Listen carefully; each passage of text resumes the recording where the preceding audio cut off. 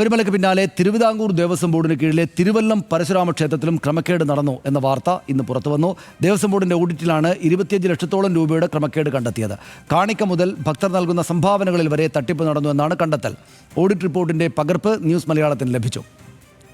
ചന്തു ചന്ദ്രശേഖറാണ് ഈ വിശദാംശങ്ങൾ നൽകുന്നത്. ചന്തു, ഇതിപ്പോൾ ക്ഷേത്രങ്ങളുമായി ബന്ധപ്പെട്ടുള്ള അതിൻ്റെ അധികാരം അല്ലെങ്കിൽ അതിൻ്റെ ഭരണ നടത്തിപ്പ് വലിയ കുഴപ്പങ്ങളിലേക്ക് പോകുന്നു. ഇപ്പോൾ നല്ല വരവുള്ള ക്ഷേത്രങ്ങളിൽ ഈ സാമ്പത്തിക തട്ടിപ്പ് കൂടെ നടക്കുന്നു എന്നൊരു തോന്നൽ ഭക്തർക്കും വിശ്വാസികൾക്കും അങ്ങനെ അല്ലാത്ത ആളുകൾക്കും ഉണ്ടാകുന്ന സംഭവങ്ങളാണല്ലോ ഉണ്ടാകുന്നത്. ഇതിപ്പോൾ ഈ ക്ഷേത്രവുമായി ബന്ധപ്പെട്ട് നമുക്ക് ലഭിച്ചിരിക്കുന്ന വിവരങ്ങൾ എന്താണുള്ളത്?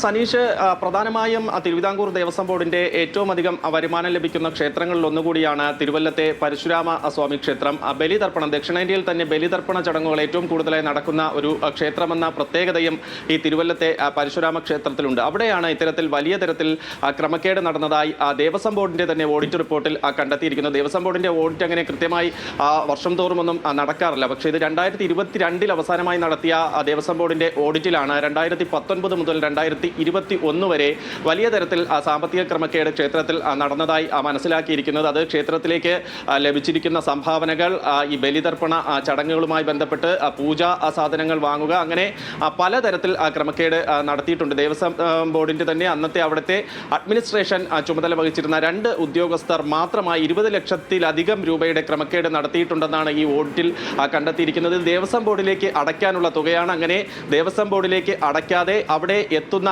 തുക ഇവർ വകമാറ്റിയതായാണ് മനസ്സിലാക്കാൻ കഴിയുന്നത്. എന്തായാലും ഈ ഓഡിറ്റ് റിപ്പോർട്ടിൽ അക്കമിട്ട് തന്നെ ഏതൊക്കെ ഇനത്തിലാണ് ഈ ക്രമക്കേടുകൾ നടത്തിയിട്ടുള്ളത് എന്ന് വ്യക്തമാക്കിയിട്ടുണ്ട്. പക്ഷേ ദേവസ്വം ബോർഡ് ഇതുമായി ബന്ധപ്പെട്ട് ഒരു തരത്തിലുള്ള നടപടികൾ സ്വീകരിക്കുകയോ മറ്റ് അന്വേഷണം നടത്തുകയോ ഒന്നും ചെയ്തില്ല. ഈ ഉദ്യോഗസ്ഥർ പിന്നീട് ഒരു ഉദ്യോഗസ്ഥൻ ദേവസ്വം കമ്മീഷണറായി വിരമിച്ചു. മറ്റൊരു ഉദ്യോഗസ്ഥ ഇപ്പോഴും ദേവസ്വം ബോർഡിന്റെ ആസ്ഥാനത്ത് തന്നെ ഉന്നത ചുമതല വഹിക്കുന്നതായാണ് പരാതി വന്നിരിക്കുന്നത്. ശബരിമല സ്വർണ്ണക്കൊള്ളയ്ക്ക് ശേഷം തിരുവിതാംകൂർ ദേവസ്വം ബോർഡുമായി ബന്ധപ്പെട്ട് കൂടുതൽ ക്ഷേത്രങ്ങളിൽ ഇത്തരത്തിൽ ക്രമക്കേടുകൾ, സാമ്പത്തിക വെട്ടിപ്പുകളൊക്കെ നടക്കുന്ന വാർത്തകളാണ് ദിനം പ്രതി പുറത്തു വരുന്നത്. പക്ഷേ ദേവസ്വം ബോർഡിൽ കൃത്യമായ ഒരു അന്വേഷണം നടക്കുന്നില്ല. നേരത്തെ ഈ ശബരിമലയിൽ താൽക്കാലിക ജീവനക്കാർ തുക വലിയ രീതിയിൽ പുറത്തേക്ക് അയച്ചു, വീടുകളിലേക്കൊക്കെ അയച്ചു എന്ന തരത്തിൽ ഒരു വിജിലൻസ് അന്വേഷണം വന്നിരുന്നു. പക്ഷേ ഇത്തരത്തിൽ ദേവസ്വം ബോർഡിന്റെ പ്രധാനപ്പെട്ട ഉദ്യോഗസ്ഥർ തന്നെ കൈകാര്യം ചെയ്യുന്ന ക്ഷേത്രങ്ങളിൽ അവർ തന്നെ ക്രമക്കേടുകൾ നടത്തിയത് മനഃപൂർവ്വം ദേവസ്വം ബോർഡ് മറച്ചുവെക്കുന്ന ഒരു